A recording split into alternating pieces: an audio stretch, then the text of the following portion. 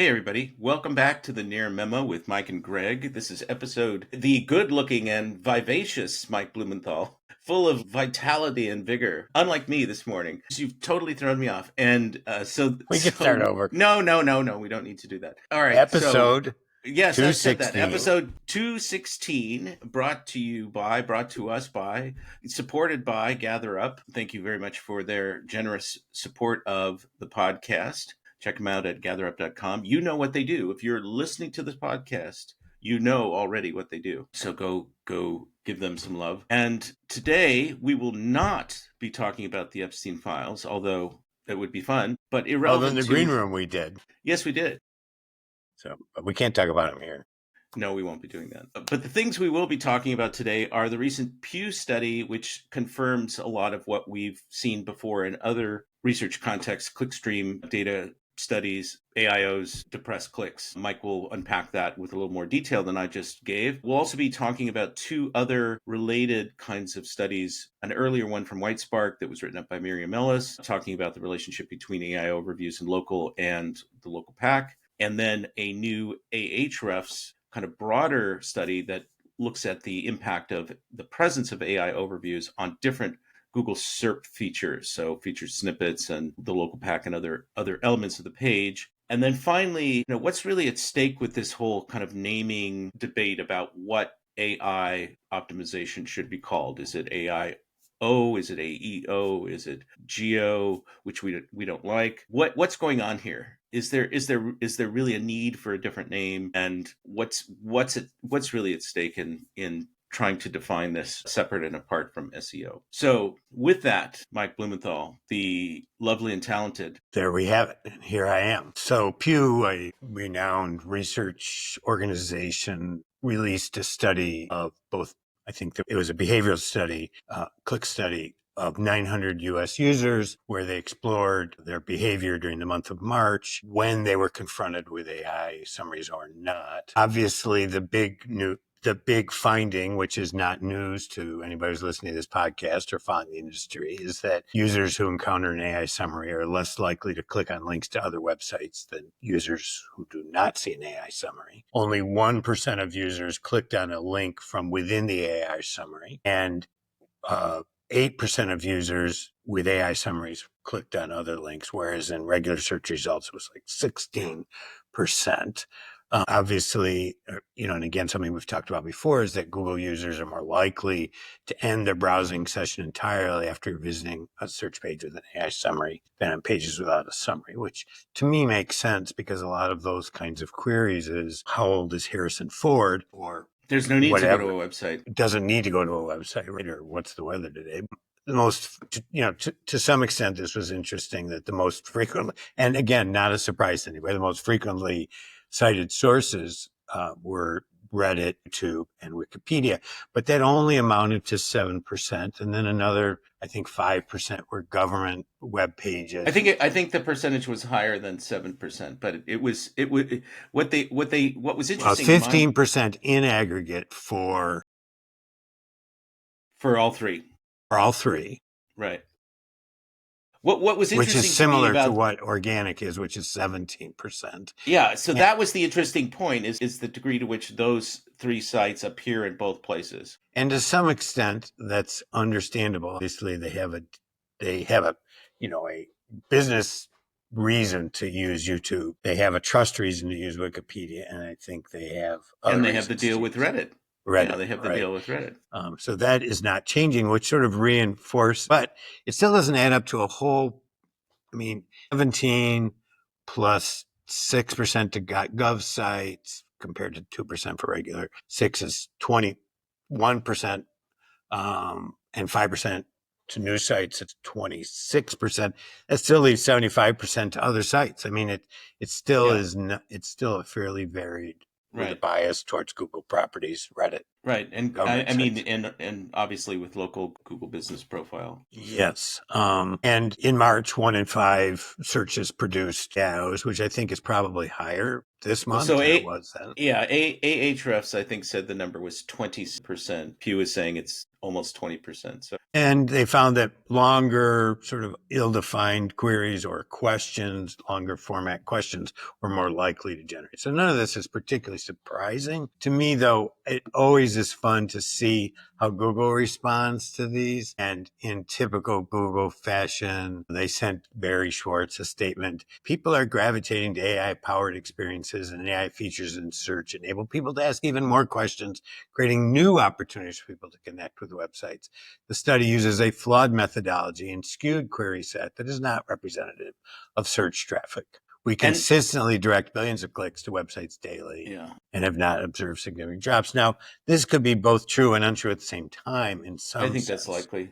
I think that's likely. I mean, they are still driving a lot of traffic. I mean, Ross Hudgens was saying that he's seeing traffic increases. I mean, the consensus is that traffic is declining, but the volumes that Google is dealing with are so large that they could still make the statement that we're driving a lot of traffic to people, and but it's diminished versus what, or at least the patterns and the way that AI overviews are impacting users is changing how those traffic the And great it decoupling.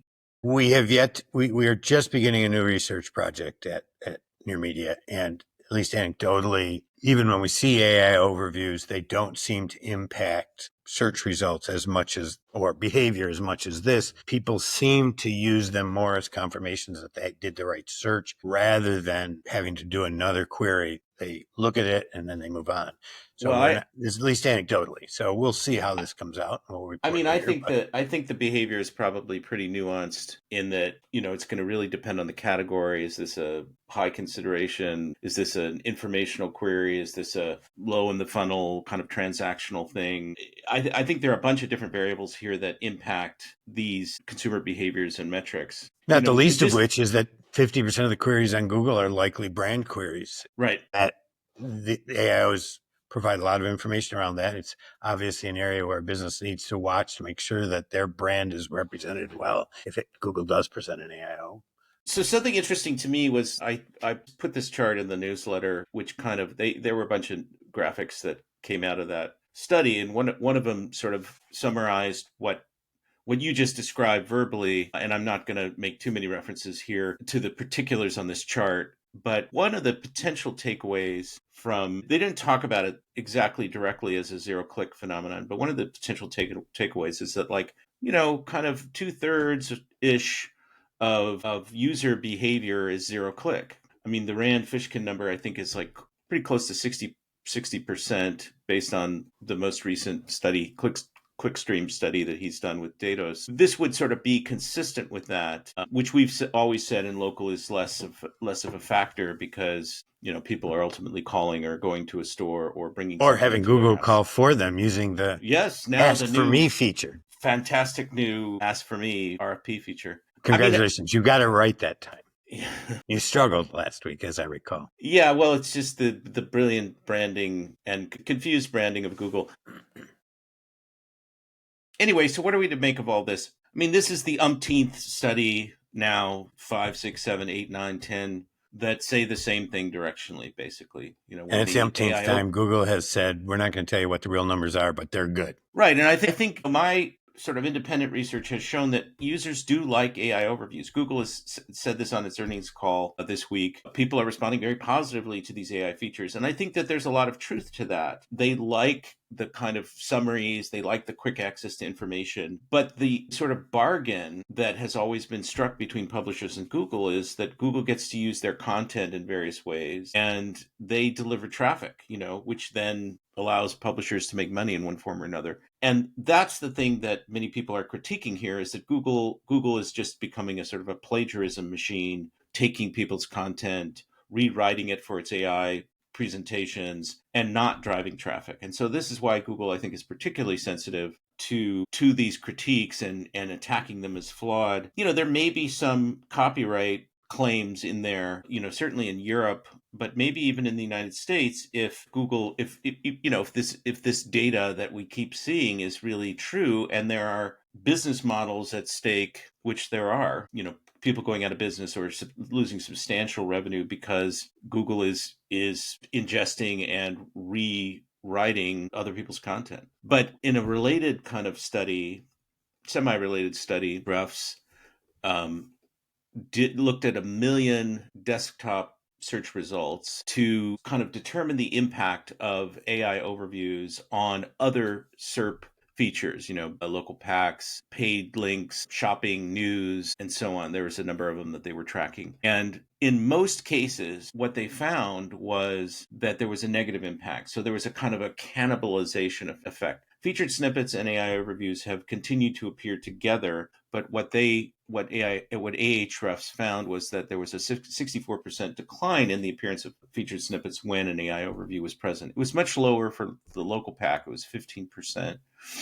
But nonetheless, there's this sort of sense now that AI overviews, which are a kind of flexible container for different kinds of information, different presentation formats, is starting to erode these other SERP features. And just to sort of bring in another element here, Miriam Ellis and Darren Shaw did a study a number of months ago, I think, where they looked at, this was not 1 million pages, but they did local keywords in multiple markets, and it was a sizable sample where they tracked the appearance of AI overviews and the local pack. And what they found was what they characterized as an inverse relationship. So when people did queries that triggered an AI overview, these sort of top of funnel queries that had an informational component to them, the pack did not appear. And when people did these lower funnel queries that were designed to identify particular types of businesses or, restaurants or whatever, then the AI overview did not appear. So they were sort of mutually exclusive. I think there were some cases of overlap, but there was a kind of sense that these were inversely related. And this Ahrefs study says something different. It says that AI overviews are starting to cannibalize or impinge upon the appearance of the local pack. Yeah, I mean, as you point out, it's a flexible container, and as Google refines it, I mean, in local, it's unrefined at the moment. The information that is presented for local in the AIO is verbose, not very targeted. One of the beauties of the 3-pack or the local finder or even LSA ads is the succinctness of and yet richness of the data, reviews, ratings, Images, years in business, phone number, website, all of that made a very yeah. right in a very compact visual. And a map is a great visual metaphor to understand businesses better than 2 paragraphs of written text that you don't really want to read. Right. And And so yeah. it'll be interesting to see if AIOs can be developed in a way that captures the succinctness of a map. Well, one of the things that we've seen in our user behavior testing is the people click into the map and then navigate the map looking at the different, whatever they're called. Particularly in proximity related searches like storage. Yeah. We saw that a lot. Right. What is the little bubble called? The window that you get for each GBP that pops Profile? up? No, it's just the format. Anyway, it doesn't matter. People are very engaged with the map and navigate the map without respect to some hierarchical list to look at these businesses. And sometimes they're looking at 5, 6, 7, 8, many more than the 3 in the local pack. And so it'll be interesting to see how if Google tries to duplicate that experience in the AI overview. It may be difficult because of the nature of LLMs for Google to do that, although it's doing that to some degree in AI mode. It'll show you, I did this, my daughter and I were talking about where's the best burrito in San Francisco. And so I did this search on ChatGPT and I did the search on Google AI mode. And what AI mode showed was a list of places with a narrative. They're known for this. And then there was and then I'm doing this from memory. And then there was a map, and I think there was a carousel which had GBP style data. And then there was like a version of People Also Ask, which Miriam Ellis kind of called out on LinkedIn the other day, which was different than if you did that on traditional Google.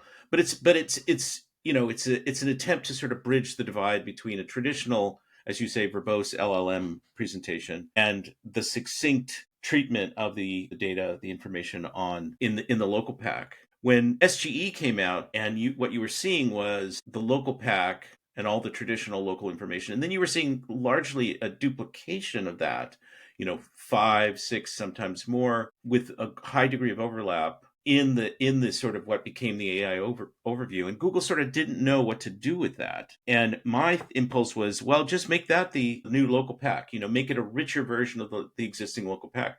But maybe that's hard to do from a structure standpoint, the formatting Could of that be. information. I don't know. Yeah, I don't. It's a technical question. I don't know the answer to either, but it appears that either it's hard or they haven't focused on this issue yet, because AI mode local results tend to, like I just did the one you said, and it starts out with defining the best burrito in San Francisco It's is a hard. subjective matter, as different people prefer Yeah, different styles blah, and blah, blah, blah. ingredients. It's like a recipe blog. That's Blah, right. blah, blah, blah, blah. Particularly those in the Mission District, the birthplace of the Mission style burrito.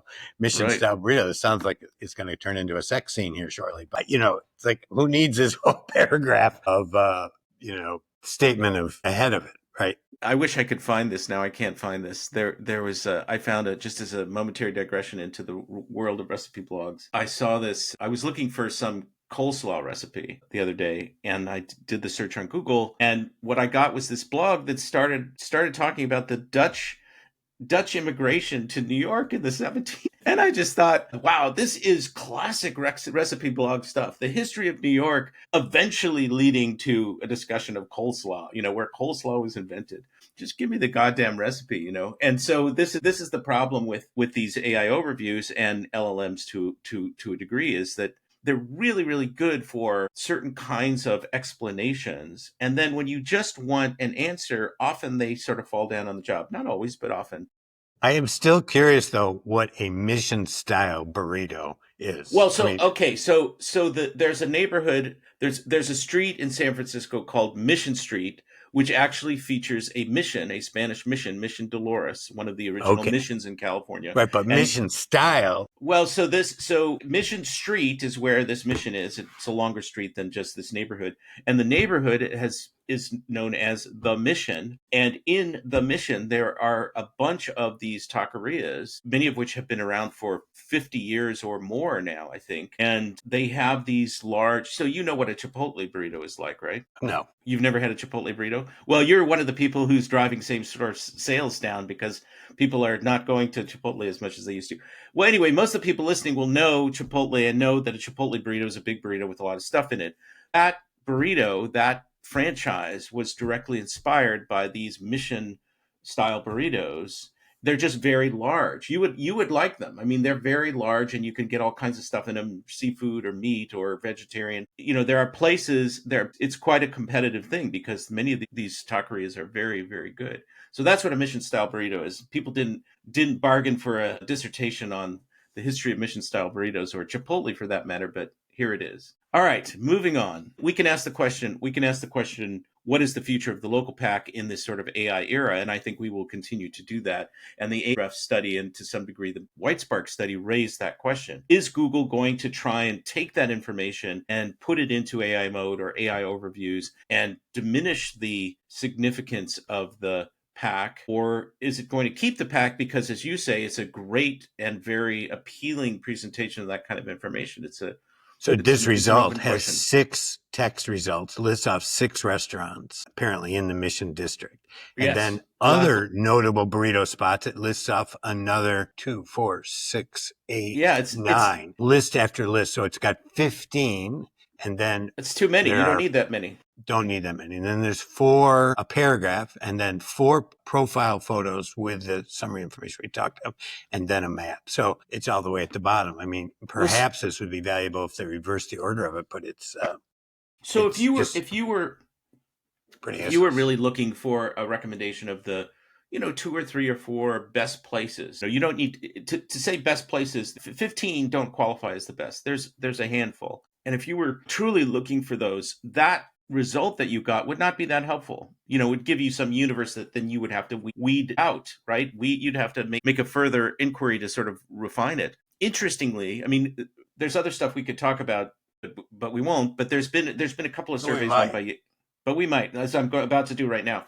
There's a couple of surveys that came out recently, one from Yext and one from a small SEO firm called UTech. Maybe they're not small. It was a small study, only 150 respondents. And they identified this sort of trust perception gap between ChatGPT for local and Google for local, which makes sense, and Google has better data. So the idea is that people are doing local searches on ChatGPT, but they really trust Google's results a lot more because those are better and they've got, the history and the local guides and the local graph and so on and so forth, as we've discussed before. My sense is that it's going to vary by category. The gap, the actual experiential gap between ChatGPT and Google in many instances is not as great as people perceive. And one of the reasons why I think people perceive this gap is because they're not doing a lot of local searches on ChatGPT. Many people have. Roughly 2/3 of the public have done these searches, but they don't do them often. And they're not as familiar with that experience as they are with Google. And part of what they're saying when they say we trust Google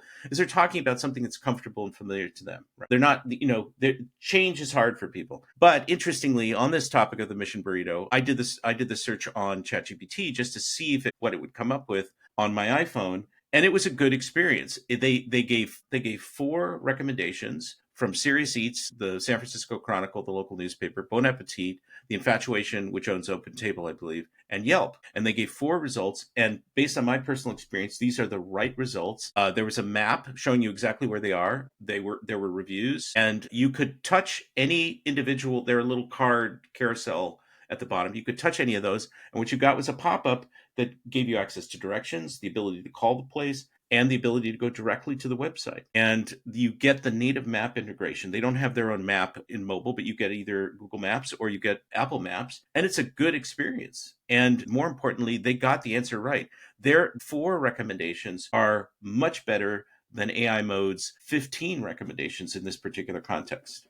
So it's for something like, I don't know, there are just a lot of categories, and Google undoubtedly is better in many of them, if not most of them. But the idea that ChatGPT really just sucks in local, I don't think is entirely accurate, especially on a mobile device, especially where there's that native maps integration. Okay, so that I didn't intend to talk about that, but I did. So let's move on to the final item, which is the controversial subject of what should AI optimization be called, and our objection to the use of the term geo, which many people are trying to adopt. And there's a lot of terms floating around: AIO, AEO. People want to rebrand SEO. There's SBO, SXO. I saw SV, V as in victory or Victor, O, and I don't know what the hell the V stands for. So there's just a lot of terminology running around. And it's fascinating to me because I think it's a relatively academic or semantic discussion, except for the fact that underneath all of that, what should it be called is a larger issue about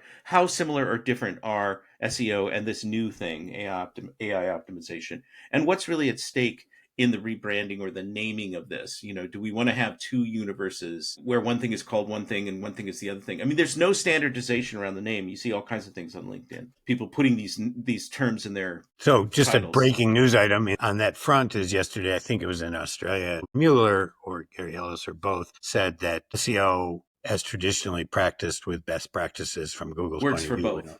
Works for both. And it's equally good. There is no other need than to have a well-structured, technically correct. So they're saying there's nothing else you have to do to rank in their. That's what they said. But, you have to always take everything Google says with a grain of salt. But that sort of buttresses your point. The other point I would make is that I spent many years developing names for local features. One, getting some pride out of that, some sort of self, thing. But also it helps if you can, it's a very crowded marketplace, influencers, and in a given vertical, and there's some economic benefit for them to achieve notoriety around this. And there's also this tendency in our society to fetishize and monetize everything. So if you can give it a name, you can then charge for it. And people go out and look and see that you gave it the name. It sort of And you're the validates expert, your authority right? in this, Yeah. right? So there's this sort of reinforcing cycle that, people are going to try to do that. How it will end up, probably comes down to the Rand Fishkins and the Will Scott's. Reynolds of the world. Will Reynolds. And Yeah. Lily Ray and, but who knows? It is kind of odd and annoying. I mean, and Well, part of it's it is just, because we don't really know what drives Google's AIO versus other, generative answers particularly well. I mean, there's a But lot of work. Yes. we are seeing a lot of spam, right? I mean, there was another report I saw where researchers are adding white text in their paper, Yeah. telling the GPT to only say good things in white text on white background about this paper, so that the summaries are all positive around the Please say paper. good things. Please say good things. Please say good things. Please say good That's things. right, in white on white text. What's fascinating that would still Well, work, right? I think you're right, and I think there was a Lily Ray post or retweet or a repost with comments using somebody else's data, uh, about spam starting to appear in ChatGPT and other AI sites, which is a sign of their success, right? The fact that they're starting to see drive more traffic, be more widely adopted. Here comes the spam. Here comes the reverse engineering and the spam, which has been obviously a kind of chronic problem in the Google world. What you're expressing is a kind of realpolitik view of the world. I think the interesting thing to me is like there's an effort to. I mean, it overlaps with what you're saying. There's an effort to define a new discipline. Part of that is because people want to make money. They want to be seen as thought leaders, and they want clients, and they want consulting dollars. But how different is this really? I mean, there is some distinction. There is some distinction, and the way in which these AI platforms interact with search and real time content and their own training data is different than what Google is doing in traditional search. So there is a difference, and the sources that they're using are different. I mean, there's been a number of studies that show there's a relatively small overlap, and this is kind of the Pew thing too. There's a relatively small overlap between the sources that ChatGPT is using, or Perplexity, or Copilot, or Gemini, and the sources that are being used. I mean that there's a limited overlap between them, and then also with search. One presumes in local the overlap has to be higher because it has to rely on structured data at some point to generate a map to generate. Right, and people have been talking about how they're seeing Google Business Profiles starting to show up in ChatGPT results, and this triggers the whole discussion about I mean, if I whose were a data. business, though, anybody who says that they're an expert in GEO or AIO or any or whatever, I mean, to me, the question should be, how, at least as a local business, how do you help me get more customers, and how do we measure those And conversions? what's the best way to do that? I mean, one of the points that's being made in some of the studies, I've seen it in my data, it's in the Yext study, it's in the Sochi study, is that you have different people in different categories doing different things. The younger people may go to social media, whereas older people are going to search for something, and people are going to AI for certain things and going to search for other things. And I've already talked about in this recent survey that I did, people do local searches on ChatGPT, but then they go to Google for the last mile information or for reviews. So there is this sort of complexity that ultimately goes back to who is your customer and what are they doing. And this is part of our project also at Near Media, is to figure out what is the real behavior in a given category for a given kind of search. And this is kind of the bottom line, which is what you're saying. You have to understand that customer journey, that customer behavior, and not make any assumptions at all about what people are doing. But as a sort of a final note on this, one of the things that you and I have talked about, and you in particular have emphasized, is the sort of power and visibility of YouTube, which I think is still underappreciated in a lot of contexts. Many people appreciate it because they had like $9.8 billion in ad revenue this quarter, but in But local, it's it's not the not highest well appreciated. percentage of ad revenue ever was YouTube this quarter, which Yeah. buttresses my point. And Google inserting it right beside Wikipedia and Reddit does so with very little criticism. I mean, even though it It's a self-preferencing thing, of course. is totally self-preferencing, and yet they get very little criticism for it in terms of their monopoly power. And I see it as the next, local and YouTube and AI and search as the legs of the stool, and they control all of them and self-reference on all of them. Right, and there's trouble ahead for them in Europe with the Digital Markets Act around many of these things, But even there, you don't hear criticism of their of inclusion YouTube in particular. in particular. You do Well, it hear, may be it may be that people are unaware of the degree to which Google is inserting YouTube in these different contexts, partly as a way to drive traffic to its advertisers, and partly because there is some utility there. Final anecdote about YouTube: I have a Bosch dishwasher it's missing a kind of rubber piece at the bottom that helps to muffle sound, that's behind what's called a toe plate or a kick plate at the very bottom. And I didn't know any of this. We discovered that this was missing, and we... But you're now considering becoming a Bosch. Yes, well, there's job security there, whereas AI will take all the white collar jobs. But I went to YouTube to try and understand what the part was and what its function was and what it was called. YouTube is a great resource, but there's just lots of spam and crap and AI generated slop and weak content, and it's an inefficient vehicle. I mean, sometimes you can get to the video you need relatively quickly, and other times there's like 20 videos on more or less the same thing, and you can't get exactly what you want. You have to click and look and watch and so on and so forth. So after doing that research on YouTube and getting sort of, kind of getting close to the information I needed, I decided to check on ChatGPT, and I put in a query, Bosch dishwasher, blah, blah, blah. And it served up one video. I was looking for an installation video. How was the thing installed? It served up one video, and it was exactly right. That's impressive. Yeah, it was exactly what I was looking for. And I had already purchased it from a Bosch replacement parts website. But had I not purchased this replacement part, I might have gone to this particular website, which did sell these parts. It was an explainer video, and bought it there. But it was impressive to me that it was like looking at, a dozen videos on YouTube. And this video was from YouTube that ChatGPT served up, and going and formulating the query and getting one video that was exactly relevant to what I was looking for. As an old Jewish guy to a younger Jewish guy, I would suggest you consider outsourcing from the get-go. Outsourcing to the repair and not worrying about YouTube on how to fix your Bosch. Well, it was an occasion for me to do this comparison, but I was genuinely trying to figure. I was work related. The repair of the Bosch was work related. Everything is work related. I turn everything into it. The burritos, the rubber, whatever it's called. I forget now what it's called. But I was trying to understand whether I needed to buy the part, whether it was an essential part. That was what I was trying to really understand. And then I was interested to see if I could install it myself, or whether I needed to get a repair person to do it. So, I would have started with a repair person. If I failed at that, then I would have gone the other way. Oh, well, that's then you get somebody to come out, and what happens is somebody comes out and they look at it and they say, oh, yes, you need this thing. I'm going to have to go order the part. And then you wait 2 weeks, and then they come back, and it's, $250, $300 or whatever it is. All right. Okay. All right. On that note, thanks to our benevolent sponsor, Gather Up, for supporting the podcast. And you too can become a podcast of this.